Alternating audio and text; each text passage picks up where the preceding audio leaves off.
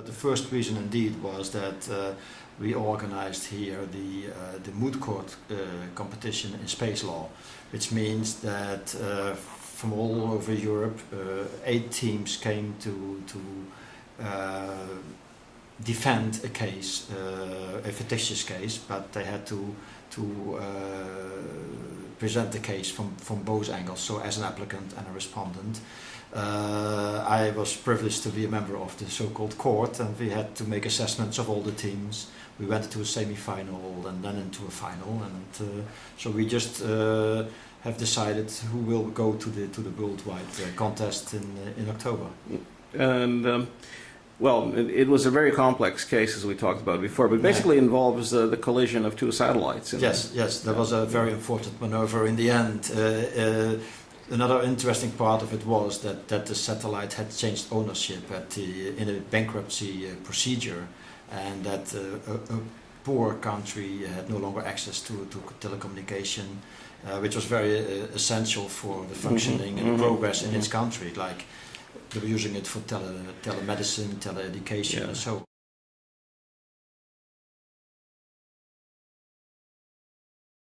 We, as the School of Graduate Law, specialising in international and European law, and I myself in particular wanted to start creating a capability here for the Latvian market, in view of the fact that telecommunication in particular is one of the greatest expanding markets that there is in Latvia, has not yet moved into the most commercial phase that it could be in, and it certainly will require lawyers who know about European law and who know about space and telecommunication law in order to cope with future developments in the market.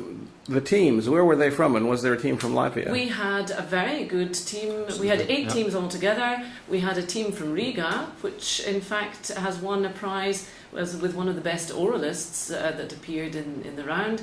The winners this year were a team from Augsburg in Germany, and we had excellent standards of pleading. We had 2 UK teams, one from Scotland, one from England, so we're representing all the jurisdictions within Europe. So these were not national teams so much as they were teams from universities. Universities that have an interest in fact trying to support this niche this niche market in space and telecommunication law, because it is a sphere where in future, and particularly on a global level, Europe requires capacity building, and that is the interest of RGSL here in Riga, also to contribute to the European discussion.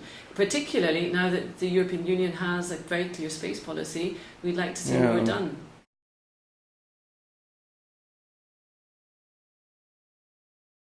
The European Space Agency has today 17 member states and soon 18.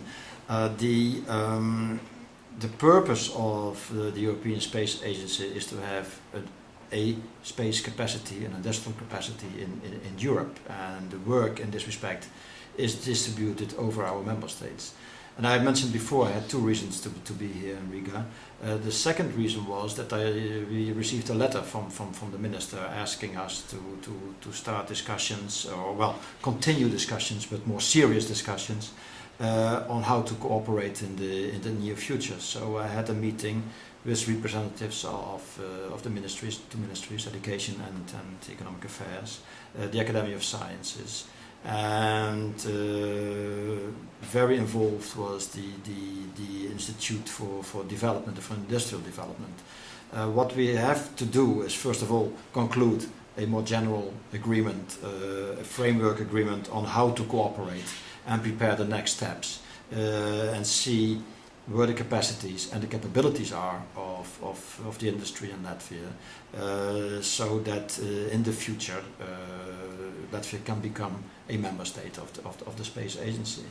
It is it's not only building rockets, but even if you would build a rocket, it is composed of so many parts, and I have already seen here some industries that are very, very advanced and are already working under subcontract to the bigger firms in Western Europe. So they can be very quickly be associated with the space adventure. What privileges does a member get? I mean, do you get a faster track Yeah, if Latvian scientists decided to, or even a Latvian company decided to do an experiment that required a Absolutely. presence on the European Space Station, testing materials under weightlessness or whatever, Yeah. So would that be? It would of be course, helpful I mean, to be a member. How does that work? Absolutely, because as a non-member, you don't have access to our systems and equipment. So yes, actually we have two parts in our activities. One part is a mandatory part, where all member states take part in the activities. About 80% of our budget is dedicated to optional programs and activities, and there the countries indicate where they want to participate. So you must first identify, of course, where your potential is, and do you really want to work in that area. And then, yes, of course, then you can participate. You indicate by how much you want to participate, and we have to be sure that the activity fits in the overall activity.